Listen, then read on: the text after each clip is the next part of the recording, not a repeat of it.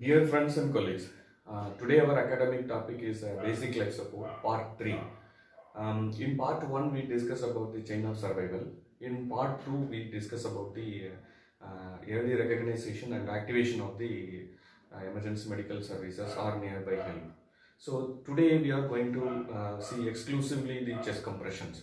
So how to start the chest compressions and where you have to place the hands.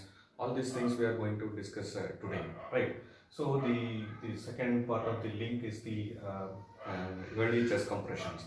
The chest compressions is the only fundamental and basic principle which will save the patients. The survival is depends upon the how early you start the chest compression and how you are continuing without interruptions.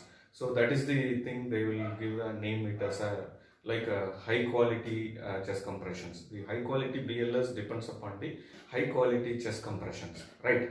Okay, so we will see about the chest compressions, right? How to do these chest compressions, where you will place the hand, right? The hand placement is at the center of the chest. So the center of the chest is the common terminology. So how to identify this center of the chest, right? So this is the thing when in the cardiac arrest the patient is lying down on the floor. You have to kneel down nearby the victim. Then you have to find the center of the chest. How to find it is the midline, right? So from from the sternum to the sternum, that this is the midline. So that we know easily find out. Right, so here it is at the level of imaginary line between the two nipples. So that is known as the center of the chest, right? So how you will place the hand is like only your heel of the hand should touches the body, right? It's not that whole part of the hand will touch the body. Only heel of the hand, right? This part will touch the patient's chest, right? So when whether it is a right hand or left hand, that is the next doubt. Whatever hand you are dominant in, right? You are a dominant hand. For example, if you are right-handed person, put your right hand first. Otherwise, if you are a left-handed person, put your left hand first, right? Then you reimpose with the other hand, like you have to support it with that, right? So you are kneeling down, right? Your whole body weight is on the knee joint, right? You should kneel down, right? How much you should kneel down in the forward is your shoulder must be with the patient's center, like midline. It should be the patient's nose. When you kneel down like this, your shoulder must be come with the midline with the patient at the tip of the nose, if the imaginary line. If you draw the line, it should come to the tip of the nose, like that. How you should kneel down. Why we should kneel down like that is when you do a chest compression, right? You need a lot of energy, right? If the patient is in the little distance, you will do like this.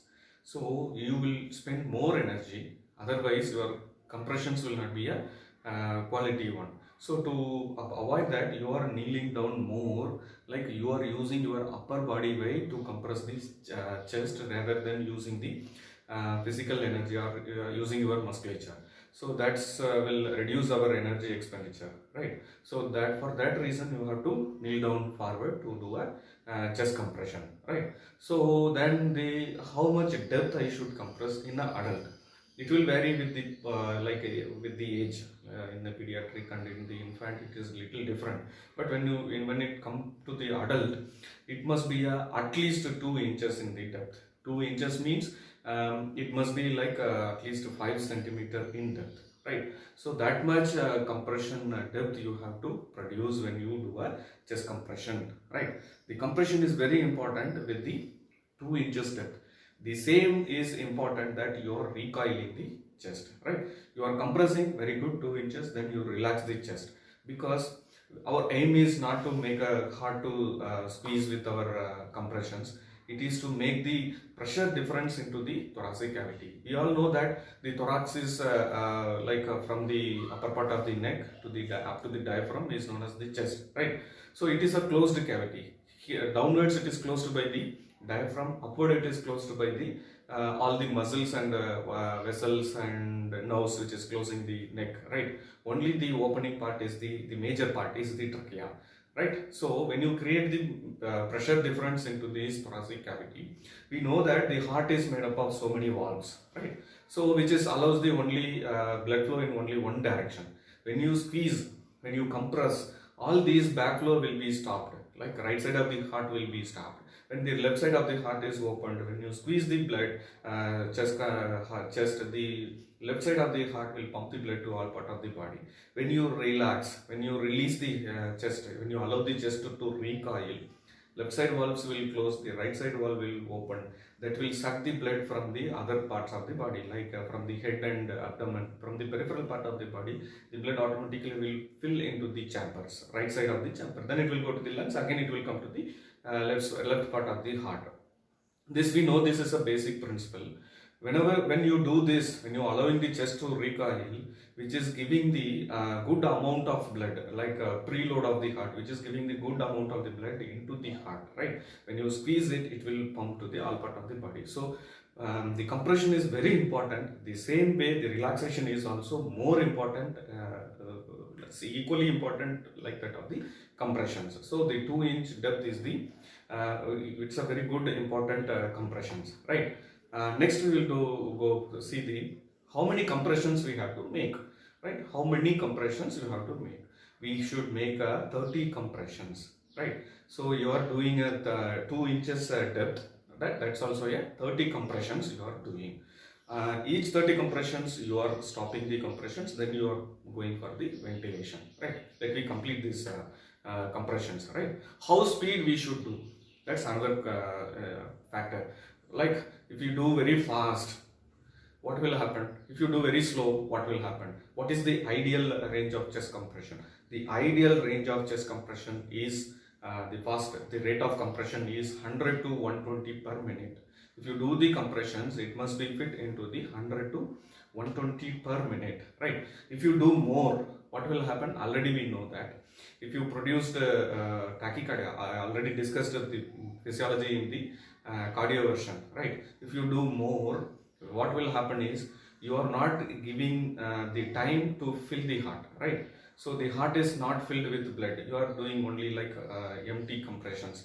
The heart is not filled with the blood because you are not allowing the heart to fill with blood. That is by the recoiling. So the good recoiling and good compressions, it needs only the 100 to 120 per minute.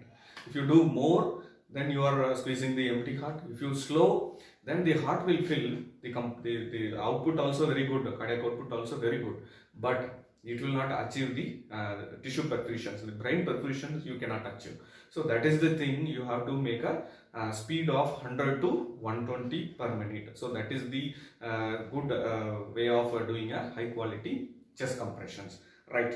Now we know that we do only the 30 compressions. You stop the 30 compressions. You stop the compressions at the 30, right? How will you do that? You have to count yourself, or you have to count loudly, because when you work with the team, if you are alone, you need not to count. Otherwise, you can count yourself. If you are working with the team, other team members should know what phase of compressions you are, because usually when it come to the team, one person will come take care of the airway, another person will do the compressions. He should know what phase you are, because when it reaches to nearly 20 to 25 compressions, he will be ready with the airway. So for that reasons, you need loud counting, like 1 and 2 and 3 and 4 and 5, and just you count that, right? So once it reaches 25 to near 20 to 25, that opposite persons will be ready, right? What phase of CPR you are, what he should do, he will be prepared for himself. So that is the high quality of chest compressions. Next thing, after 30 compressions, what you will do, right? There are two things is there. Here, if you are alone, what you will do is, you can do either prefer the mouth-to-mouth ventilation or using the barrier devices. What is this barrier devices means? That is a special devices which will, it is like a face mask. We are using in a ambu bag, same like face mask, which is having the valve into that, right? If you blow to the air to the patients, it will allow inside. But once the patient exhales, that air will not come to us. So that is the barrier device you can use. If you have the barrier device, you use it, right? So use and give the 2 rescue breaths. First we will go with the mouth-to-mouth ventilation. If the victim is your close relative, then you can go ahead. Already it is a known person to you, right? His medical history you know.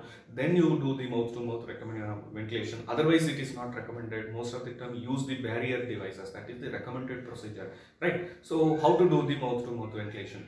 you make the head and tilt, because the unconscious patients, they will have the tongue fall. So the tongue is obstructing the airway. You make the head tilt, chin lid, pinch the nose nicely. Then you make a seal with your mouth and with the patient's mouth. That is the mouth to mouth seal.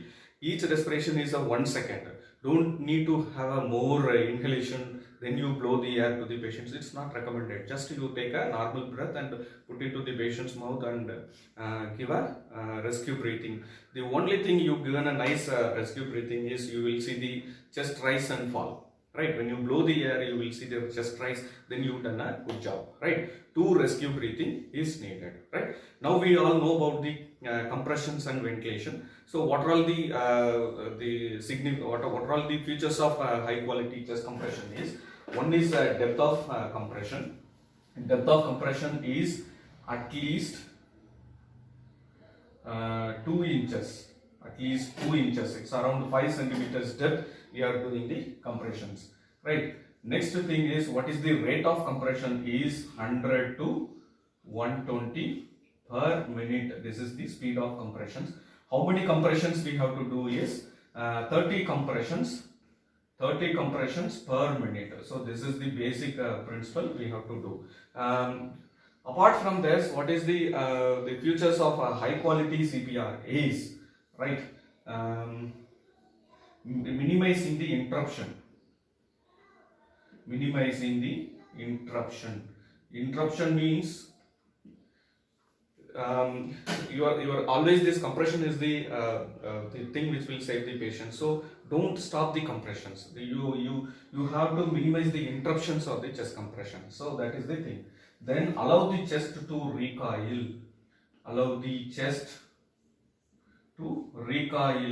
Fully. So these are all the components of the high quality CPR. First thing is the depth, rate, and how many compressions you are doing. Then the features of this thing is minimizing the interruptions. Like during the ventilation, you will stop the compressions, or during the exchange, if 2 persons is there, you will exchange with the compression and ventilation. So that time you will stop the compressions. That time should be reduced. Allow the chest to recoil. So your hand position is at the center of the chest. It is the midline in the from the sternum to the ciphy-sternum. Next is it is the imaginary line which is connecting the 2 nipples. That is the between the point you are placing your hands. Use your dominant hand, support with your reinforce with the other hand, kneel down with the patient. Your shoulder must be at the level of the patient's midline, and see at the tip of the nose you have to go that. Then you start the compressions. Right. I hope that you all enjoyed this video. Please subscribe this channel for latest updates and latest guidelines. We are going to discuss about the CPR and other kind of emergency and critical care topics. Please subscribe this channel and share these topics with your friends and colleagues. Thank you.